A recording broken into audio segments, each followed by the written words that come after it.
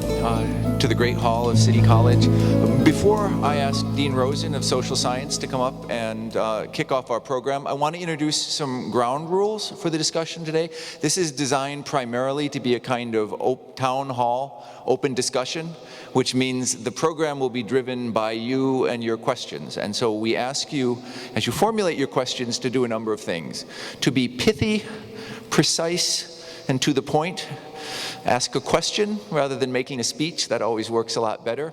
And bear in mind that there are lots of people in the room who would like to get a shot at putting something on our agenda today. And so with that in mind, in the interests of democracy and open conversation, we will ask you to limit yourself to 2 minutes. And if you don't, I'll ask you in the moment to limit yourself, and I will ask you in advance not to take it personally, because it's just trying to keep on schedule. So with that as a set of ground rules that I hope we can all agree on, I ask Dean Jeffrey Rosen of the Division of Social Science to come and get us started.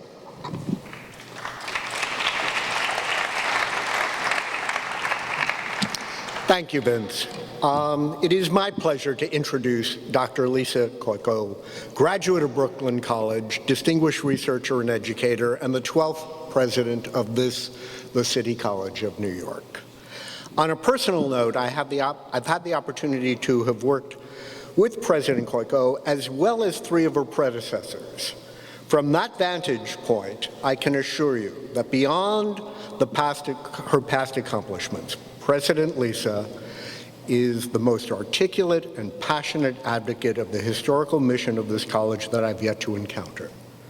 Perhaps more importantly, she continues to fashion, communicate, and work tirelessly to implement an inspiring vision of what our college can yet become. I feel privileged to have the opportunity to work with her, and now ask you to join me in welcoming President Lisa Koiko.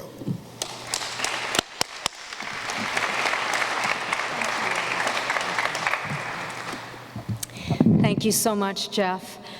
Welcome. Welcome to the City College of New York, the first public urban college in the nation, a college with tremendous history, and a college which values public discourse, public discussion, and the excitement and vibrancy of different perspectives on the world. Every September, as we all know, as the city host of the UN, we witness a parade of global leaders. It is such a pleasure today to have Anders Fogh Rasmussen here with us, General Secretary of NATO. Many of us who live and work in around New York City know when the UN is in session because our cars and our traffic patterns become relatively snarled for a couple of weeks.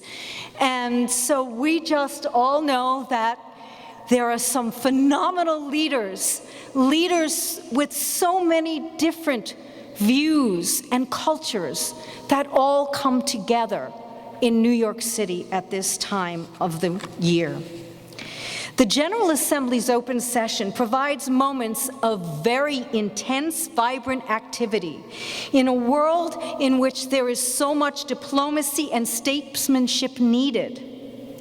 It has given, and the one pleasure and many pleasures and privileges of being in New York City, is this week, it gives us a ringside seat into some of the most riveting, the most challenging global issues of the day.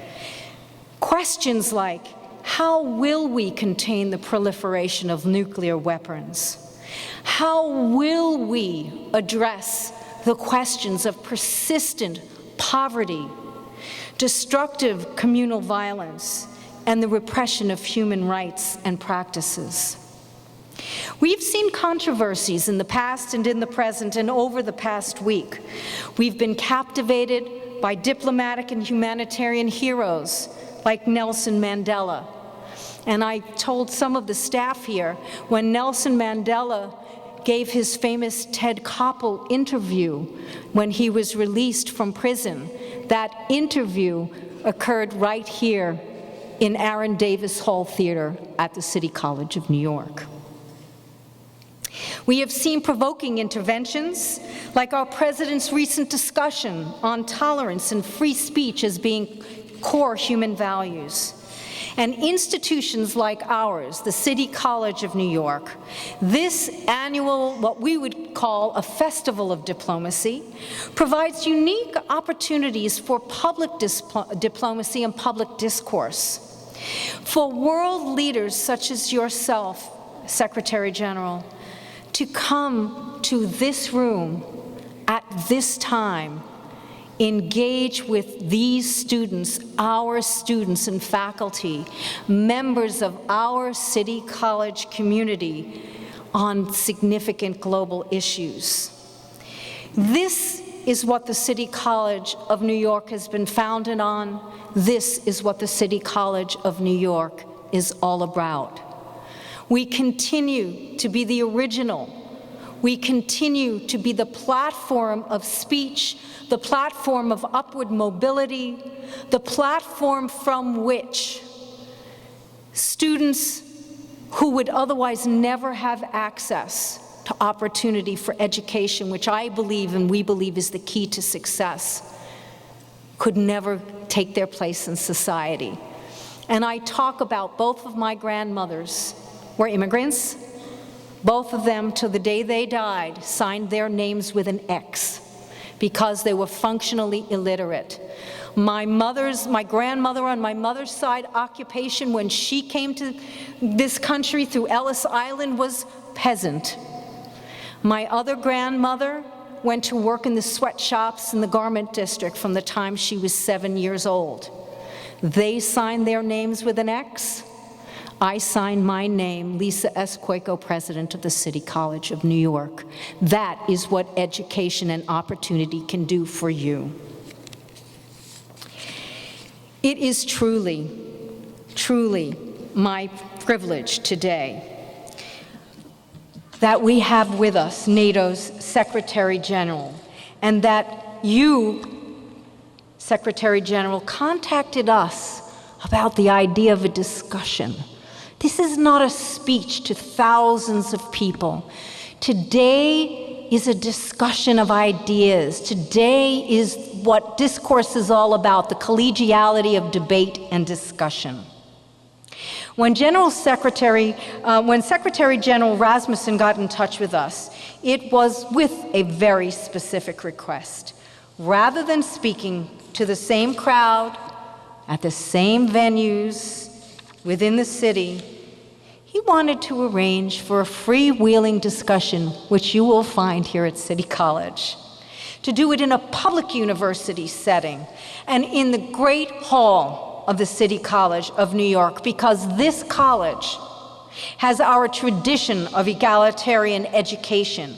It is the home of our Colin Powell Center for Leadership, and we are very privileged to house the Diplomat in Residence program here.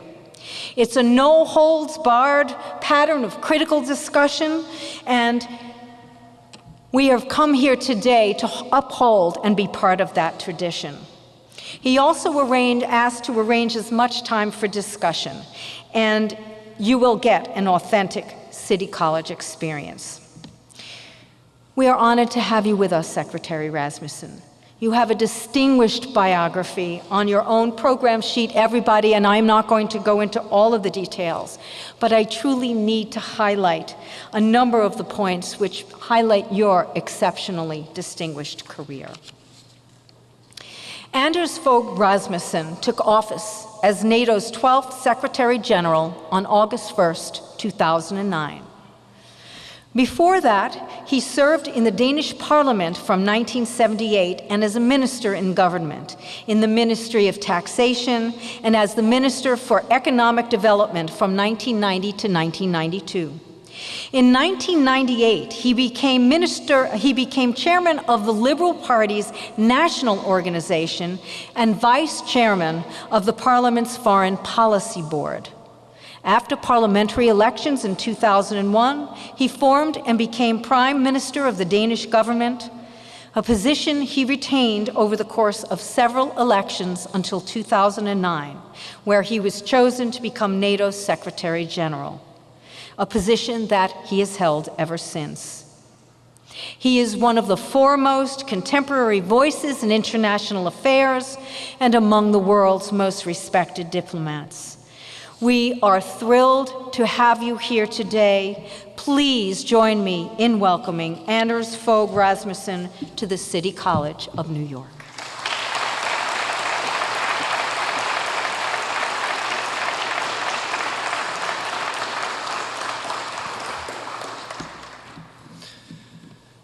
President Koiko, Dean Rosen, thank you very much for hosting me and for your tireless service to your university and your community. It is a great honor to speak here today and really a great pleasure to be standing here in this great hall. Just before the meeting started, I had the pleasure to meet a group of students from the Colin Powell Center. And it was indeed a great pleasure for me to talk with them, to listen to their personal stories and their expectations and answer a few questions. And I wish them and I wish all of you the very best. And let me take this opportunity to pay tribute to Colin Powell, to the work of Colin Powell. He was an outstanding military leader. He was a remarkable politician. I enjoyed very much working with him on several occasions. And you can be proud that an important center at this City College bears his name. City College's mission has always been to ensure that an outstanding education is available to all, including those whose families find difficult to afford higher education. City College has earned a reputation for this noble endeavor, which has included the education of many immigrants and their children. My own family knows the American immigrant experience. Actually, my son is an immigrant. He and his family live in Illinois, and I'm proud to say that 2 of my grandchildren are American citizens. A significant part of City College's student body was born outside the United States. And you can probably tell from my accent, so was I. I grew up in Denmark, as already mentioned, the son of a farmer. I remember getting up very early in the morning to clean the barn. Then after school, I would feed the cows and help take care of our sugar beet crops. It was a great life, although it may not sound like it. As a farmer, my father has always believed that if you work hard enough, you can achieve success. He instilled that same belief in me, and I have tried to instill it in my own children. With hard work and a level playing field, anyone can succeed. This idea has always been central to America's promise and to the mission of City College.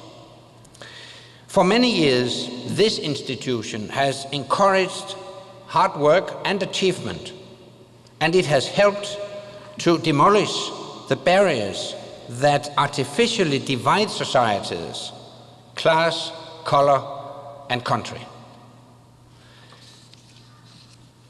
I especially commend your Presidential Community Scholars Program that gives local students scholarships in exchange for community service. These scholarships encourage the interaction. We need to bridge the gaps between different communities. And they help to give your generation the bright and prosperous future you deserve. But for a prosperous future, you will need a secure future.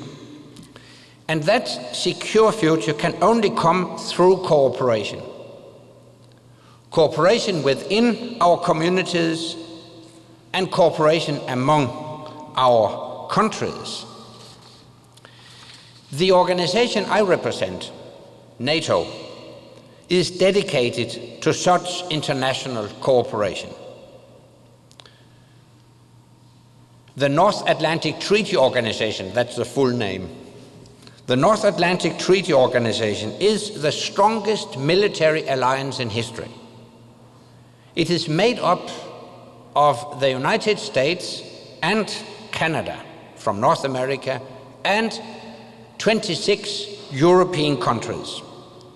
Together, we are committed to help each other defend our territory and populations from attack. If one ally is attacked, we consider it an attack on all. And the other allies will send their militaries to the defense of the attacked country. This is the principle, all for one and one for all. And NATO has preserved peace and stability in Europe for well over 6 decades. For the first 40 years of our existence, we deterred the aggression of the Soviet Union. Then, after the end of the Cold War, we reached out to help the new democracies of Central and Eastern Europe. And many of them have since become members of NATO. We also stepped in to prevent mass murder and restore stability in the Balkans. But you may wonder whether the alliance has any relevance for the United States and for your generation. You may ask, what has NATO done for me lately? And my answer is one word: freedom. The NATO alliance is defined not by the threats we face, but by the values we share, and by our shared vision of the future we desire. All 28 allies are united by the same fundamental values of liberty, democracy, the rule of law, and respect for human rights. We believe that the freedom of the individual is essential to achieving peace among humankind. We are all prepared to defend that freedom and to fight for it if we have to. Centuries ago, my country, Denmark, was the center of one of the largest empires in Europe. But over time, parts of the empire fell away. Then, during a devastating war in the 19th century, the existence of the country itself seemed at stake. The country turned inwards, and in an attempt to avoid being involved in conflicts, Denmark pursued a so-called neutrality policy. But it didn't help. Germany attacked and occupied Denmark in 1940. Well, Denmark survived, not least thanks to the courage and sacrifice of American troops who liberated Europe from the evil of Nazism. So, when the Danes decided to join NATO in 1949, it was very much in the knowledge that when countries look for security on their own, they usually find only insecurity for themselves and for everyone else. Denmark needed international cooperation for its security.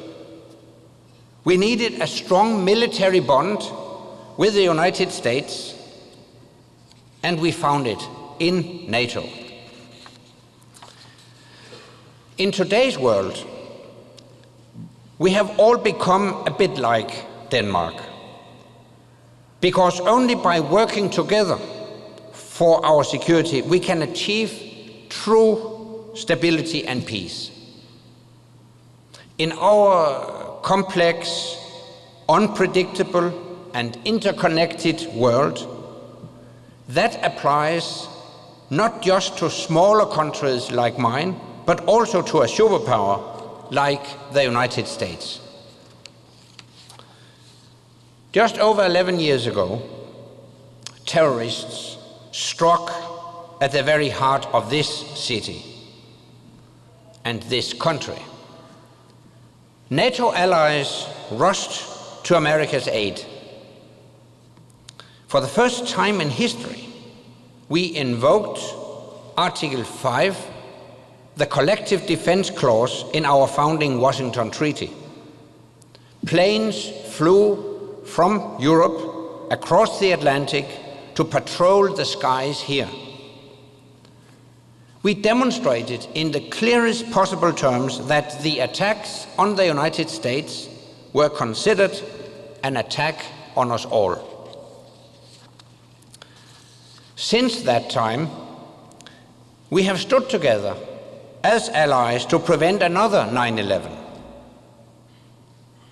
We took action in Afghanistan, where we lead the biggest international coalition in recent history, to ensure that that country will never again be a safe haven for terrorists training and planning to strike us at home. We acted last year over Libya, where we prevented a massacre and helped protect civilians from attack. We continue to keep peace and provide a safe environment for all ethnic and religious communities in Kosovo. We are also present in the Indian Ocean as part of the broader international efforts to ensure free passage for ships facing the threat of piracy. In all these missions, we have the political support and operational contributions of many other countries and organizations, because none of us is safe from the risks and threats of the 21st century: terrorism, piracy, failing states, but also cyber attacks and the proliferation of weapons of mass destruction. We all understand that these global challenges cannot be confronted by any one army, any one country, or any one alliance acting alone. They require a new level of cooperation across borders, across regions, and even across cultures. To preserve and strengthen our security in this new century, we need to work together as allies within NATO, and also with other partner nations and organizations around the world. And we also need people like you,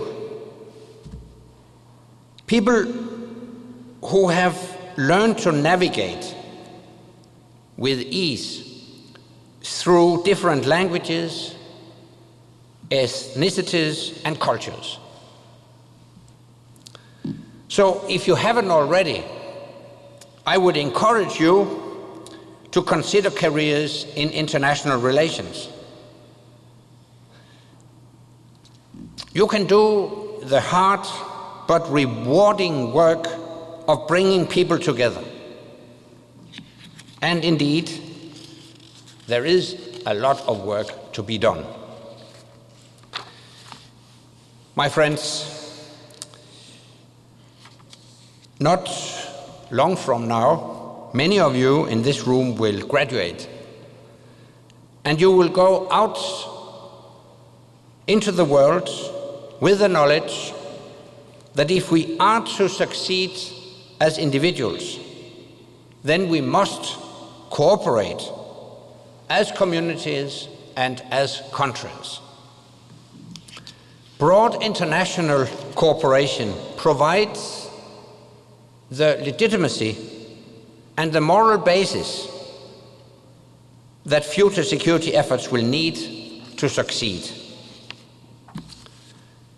This is the same spirit of working together and acting together that NATO has embodied so effectively through the decades. That's why NATO matters for you.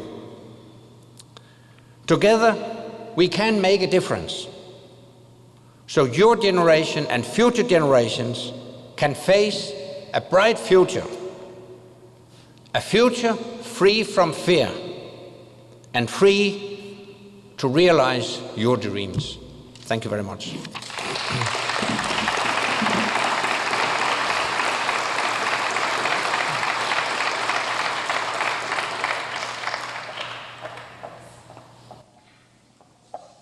And now, thank you so much. I think it's so important because we live in a world that is so much more complex. I'm very curious, when I'm reading a book on World War II now, and I'm a scientist, I'm a biologist, and I'm fascinated by the way communication was very laborious. Now we live in instant communication.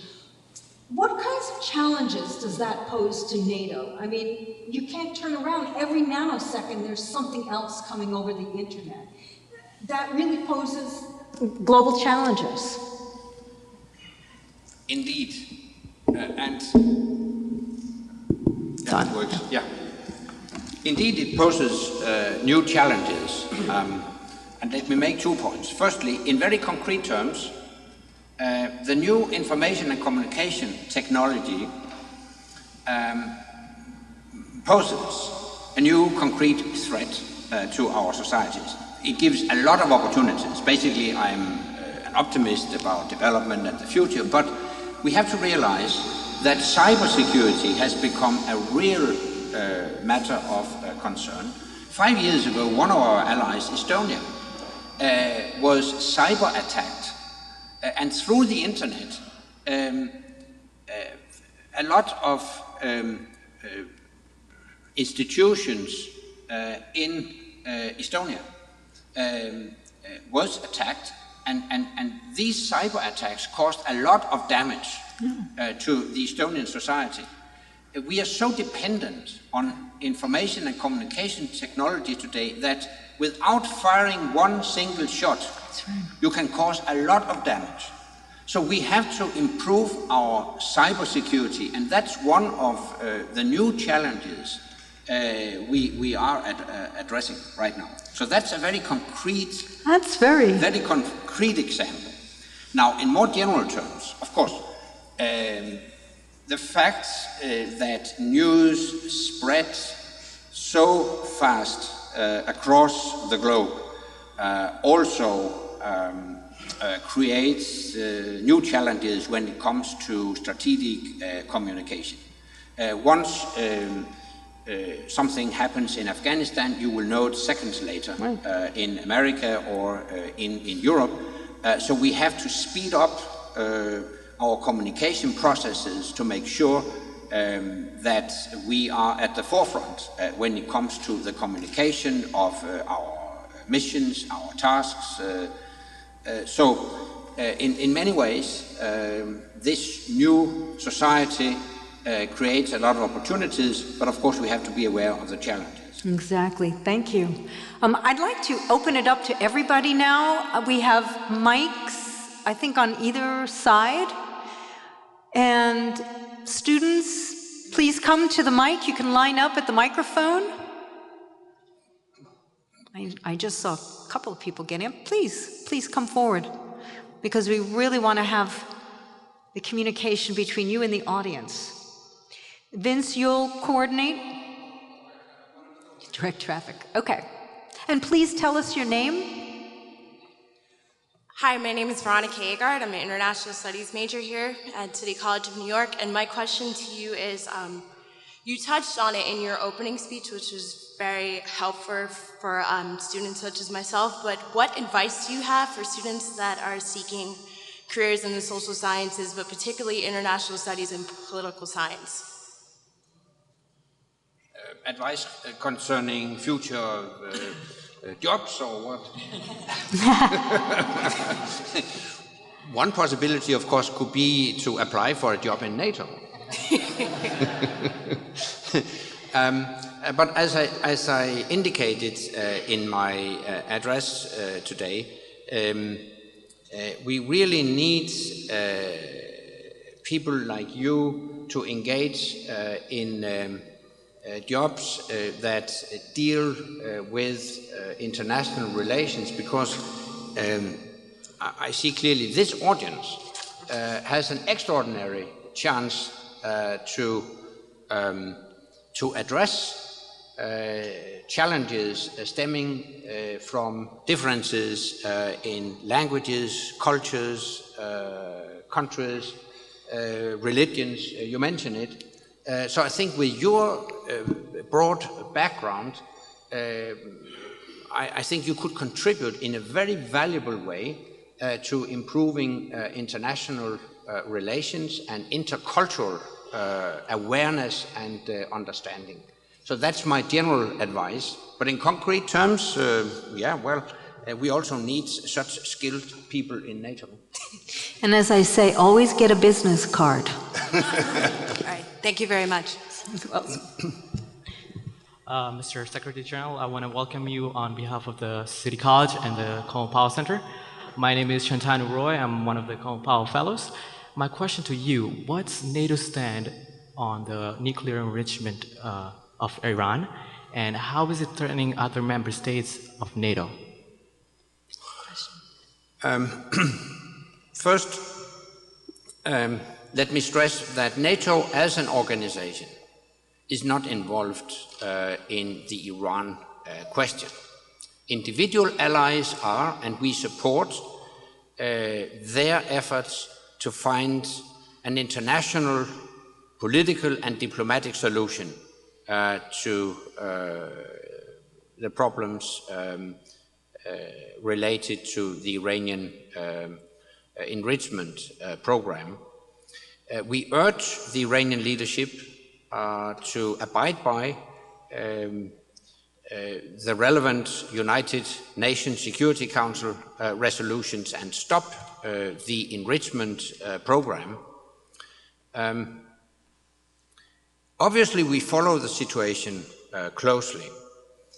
As I said, we are not involved in that specific question, but we have decided to develop a NATO missile defense system to protect our populations against a growing missile threat. Not only Iran, but more than 30 countries in the world have missile technologies or are aspiring to acquire such missile technologies, some of them with a range sufficient to hit targets in Europe. So this is a reason why we, in very concrete terms, have started the development of such a NATO-based missile defense system. Thank you. Hi, my name is Christopher Hammond, and I'm a master's student in international relations here. And my question is, in regards to the Eurozone crisis, how do you think that's affected NATO budgetarily and as economic power often contributes to, if not defines, military power? How may it affect or constrain NATO's ability to function in the future? Yeah, that is one of the key questions we deal with right now. It goes without saying that the economic crisis has an impact on defense budgets in all allied nations, including the United States. So most defense ministers are faced with declining defense budgets. Now, the challenges to acquire the necessary military capabilities in the future, despite the fact that we can't expect more money for defense. So what is our answer to that? Our answer is called smart defense. We call it smart defense because it's a smarter way of spending money. So we can't expect more money, but we will make our spending more efficient. How could we do that? We can make more efficient use of our resources if we help each other. If we go for multinational solutions instead of purely national solutions. Let me illustrate it with one concrete example. We, in particular in Europe, we need transport aircrafts. They are very expensive. Many individual allies can't afford to purchase such transport aircrafts. So, 10 NATO allies and 2 partner countries, 12 in all, have decided to create a common project. So together these 12 countries have purchased 3 of these expensive transport aircrafts. They can do it because now they help each other, they have pooled and shared resources. Individually they couldn't, but together they can. And this concept of multinational cooperation will now be broadened to other areas. When we met at the NATO summit in Chicago in May, we adopted a defense package, and smart defense is a very essential part of that. So that's the way we will address not only the euro crisis, but the economic austerity in general. So make more efficient use of resources through more multinational cooperation.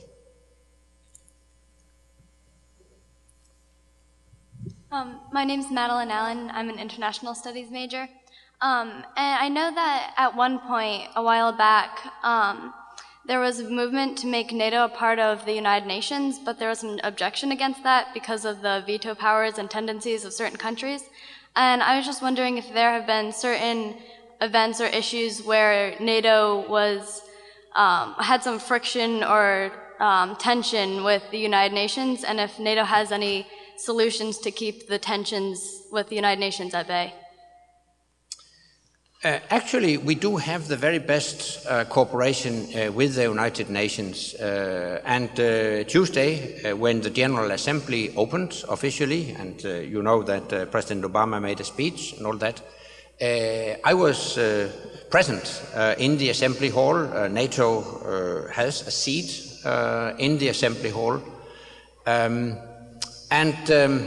We have gradually developed and improved our relationship with the United Nations. The fact is that NATO operations, the current NATO operations, take place on the basis of United Nations mandates. We are in Afghanistan on the basis of a UN mandate, in Kosovo, counter-piracy, all on the basis of a United Nations mandate. So the bottom line is that I don't think we have problems in our relationship with the United Nations, and we are present when the General Assembly opens. Oh, hi. My name is John. I'm a graduate student, and I study public policy, but I pay attention to international news. So my question is, which country poses the biggest threat to NATO, or what is the biggest threat to NATO? Because as you indicate in the speech, right, You say NATO value, cooperation, one for all for one. When one ally is attacked, other will help. But during the Cold War, we know the Soviet Union. During the World War II, Germany. Right now, Bin Laden was eliminated, and so they're still failing in the state. But I'm wondering, in your speech, you say defense. Now NATO has been helping allies going to other countries. The role I see has been shifted into an offensive side. So what do you think about it? I understand very well your question, and it is relevant. And what you see now is actually the new NATO. You're right. During the Cold War, the enemy was clear and visible. The enemy was clearly the Communist Soviet Union and the Warsaw Pact. And we protected our citizens against that aggressive Warsaw Pact led by the Soviet Union. That was very clear. We won the Cold War, communism broke down, and after the Cold War we realized that we were and we are faced with new security challenges. International terrorism, that's why we are in Afghanistan. Piracy, that's why we operate along the coast of Somalia.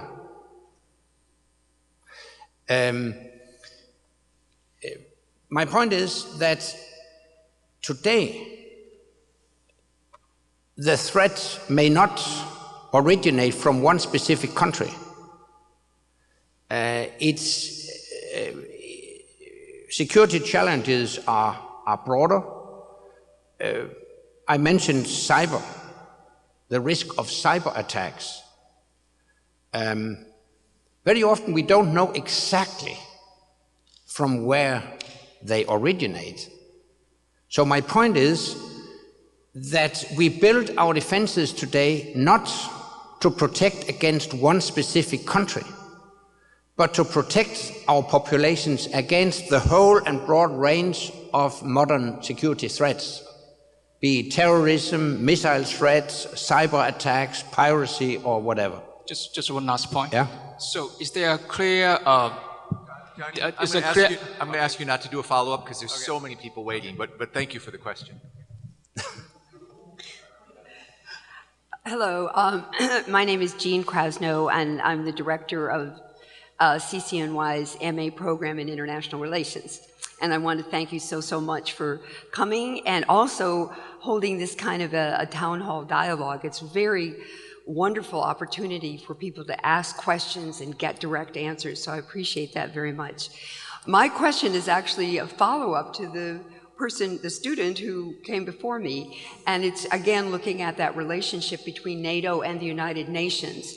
And I wanted to get your view on some of the legal arrangements between the UN and NATO in terms of authorizing the use of force. In Kosovo, NATO operated and used force without the authorization of the Security Council. In Libya, it had the authorization of the Security Council. But in Kosovo, the decision apparently was made that there was a legitimate reason for going in, even without the legal authority of the Security Council. So what is that balance, what is that tension, and what is your view in terms of anything future coming from NATO? It's both an important and very difficult question. Yeah, because the examples you mentioned clearly illustrate all the dilemmas, because you're right. In Kosovo in the 90s, we initiated an operation without an explicit mandate from the UN Security Council, but I will still argue that our operation was based on the principles of the United Nations Charter. We took action to prevent genocide. You will recall what the dictator Milosevic of Serbia did against the Albanian population in Kosovo. We consider it a risk of genocide, and clearly we still think that our operation was justified and had a clear legal basis because it was founded on the basic principles of the United Nations Charter. You also write in describing last year's operation in Libya, it was founded on a very clear United Nations mandate based on the principle of responsibility to protect. And that was an historic resolution. For the first time in the history, the United Nations Security Council adopted such a resolution based on the principle of responsibility to protect. I hope that step represents a new development in international law so that the international community lives up to its responsibility to actually protect people. Thank you, and I will convey that to my international law class later today. Hi, I'm Mustafa Raha. I'm actually an engineering student, nothing to do with relations or international relations. But I just want to point out, like, follow up to the other questions before, like, we saw the example of Kosovo and Libya, but what's preventing the NATO from intervening in Syria? And it's like similar. It's a genocide, and somehow you can call it. I mean, like thousands of lives at stake, like every day. If it's not, for the past year or so. I have to say, to the credit of your students, that they go to the very heart of all the tough issues, because it's a highly relevant question. And very often I'm asked, why is it that you don't do anything in Syria after you conducted such a successful operation in Libya? What is the difference? Isn't it just as cruel and outrageous what is going on in Syria? And of course the answer is yes, it is absolutely outrageous, and I share your frustration. Having said that, I also have to say that the Syrian society is much, much more complex than the Libyan society. When we decided to take responsibility for the operation in Libya, we had a clear United Nations mandate and we had active support from countries in the region. None of these conditions are fulfilled when it comes to Syria. I do believe that a foreign military intervention in Syria might have unpredictable repercussions in the region because the Syrian society is very complex, ethnically, religiously, politically. So my conclusion is that what we need in Syria is something else. It is a political solution based on the main elements in the so-called Annan plan. To facilitate that, we need a clear and unified message from the international community through the United Nations Security Council. I strongly regret that it has not been possible so far because of a couple of vetoes. I regret that because the only way forward in Syria is to accommodate the legitimate aspirations of the Syrian people and initiate a process towards democracy. But I have to tell you, I don't see a military solution. I think the right way forward is a political solution when it comes to Syria. Thank you. Hello, my name is Yves Bambara. I'm originally from Africa. I would like to say a half thank to NATO or part-time thank to NATO for your intervention on Libya. Because we as someone coming from Africa, we do not understand why NATO intervened on Libya. We failing to do so in so many countries in Africa: Rwanda, Burundi, Liberia, Sierra Leone, Congo. So many people die. You just say you went to Libya to protect civilians, but millions and millions of people have been killed by dictators in Africa. But we did not see United Nations or NATO do something about it. Is it because Gaddafi was a long-time enemy of Western countries? Thank you. Yeah, it's also one of the tough questions. But I have to tell you in full honesty When I speak with African leaders, they attach strong importance to African lead of any military operation on African soil. And it may be because of the colonial past, I think you're right, that we are reluctant and they are reluctant to see, so to speak, white boots on the ground in Africa.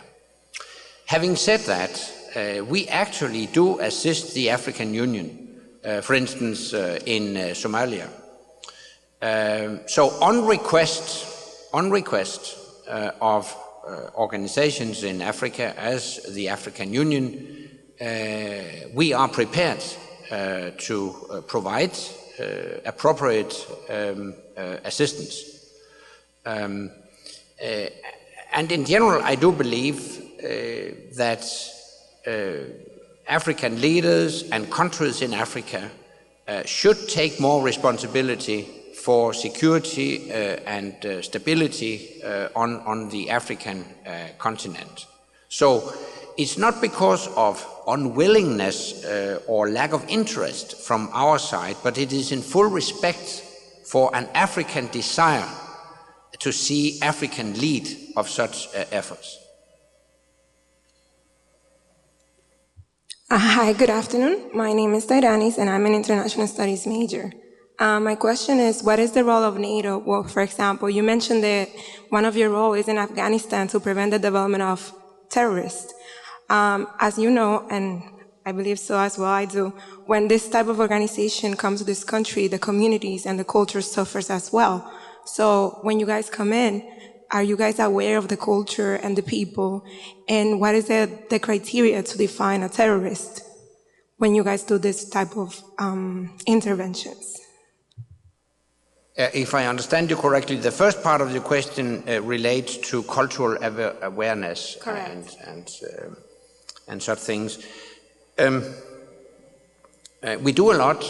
Before we deploy troops to Afghanistan, they are educated in Afghan culture, history, religion, traditions, so that they are well aware of local customs in areas where they will be deployed. We do a lot. And actually, a very particular challenge is to deal with women and women's rights in Afghanistan, also because of cultural sensitivities. So this is a reason why we have deployed gender experts to assist our military in Afghanistan, so that they can give advice as to how we can best deal with women and women's rights and promote actually women's rights in Afghanistan. Now, the second part of your question concerns terrorists. The fact is that we have succeeded in our mission to prevent Afghanistan from becoming a safe haven for terrorists. Since we started the international operation in Afghanistan, you haven't seen international terrorists operate from Afghan soil. And this is also a reason why we are now phasing out our mission in Afghanistan. By the end of 2014, we will end our current ISAF combat mission. And after 2014, we will be there with a training mission to train, educate, give advice and assist the Afghan security forces. But they will take full responsibility for the security and maintain the capability to prevent Afghanistan from becoming a safe haven for terrorists.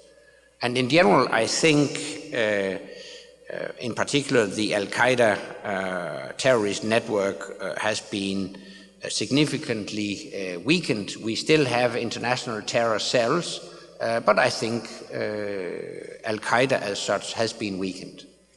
Hi, my name is Chuck Woody. I'm a master's student for the Public Service Management program. And my question was twofold. My first question is more of, I guess, on an organizational level, because a lot of people ask, like, what kind of conflicts do you, asked about particular conflicts. And my question is, like, how does NATO go about prioritizing what conflicts and what areas to intervene in? Yeah, so that was my first question. And my second question was more for Afghanistan. And I'm kind of following the story. And my question was, like, how does, because recently there's been a lot of attacks on troops with people coming in and dressing up as either American troops or covertly coming in and really affecting the troops. And my question is how, and I think the last I heard it was that there was a suspension in training of Afghan security forces because of those issues. So my problem is, now that that Afghan training measure is suspended, how does NATO plan to go about actually securing Afghan security forces before the troops can withdraw from that region? So I don't know if I made myself clear. But. Our commanders in the field took some steps to improve the security of our troops and trainers. We are very much concerned about these so-called insider attacks, because they threaten to undermine trust and confidence between our troops and the Afghan security forces. People ask, and legitimately so, why is it that we send trainers to help the Afghans and then they turn their weapons against our trainers? That's understandable. So we have to do our utmost to prevent such attacks. To that end, our commanders in the field decided to temporarily suspend some of the joint operations with the Afghan security forces. But it is a prudent and temporary measure, and I would expect these joint operations to be resumed as soon as the situation allows. And basically, it doesn't change our strategy. We stick to our goal, our strategy, and our timeline. Our goal is to see the Afghans take full responsibility for their own security. Our strategy is to gradually hand over lead responsibility to the Afghans by building up the capacity of their security forces. And the timeline is to see that process completed by the end of 2014. And we stick to that goal, that strategy, and that timeline. And the insider attacks will not derail that strategy. Oh, yeah. Hi, my name is Tausif. I'm a political science student. Thank you, Mr. Secretary General, for doing all this. My question is, NATO was historically a defensive military alliance, and now it's expanded its role into combating terrorism, as well as affirming human rights in countries where it believes it can do that. My question is, who's the influence behind this evolution? Is it people within the organization of NATO, global leaders, or is it just the popular opinion of member nations as well as the international community? Well, all 28 allies are well-functioning democracies.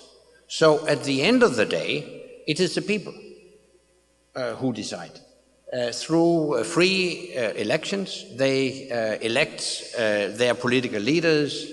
The political leaders direct the policies of NATO at different levels. As I told you, in May, we had a NATO summit here in Chicago. So heads of state and government laid out the grand vision as to how NATO will develop and how our operations will develop in the coming years.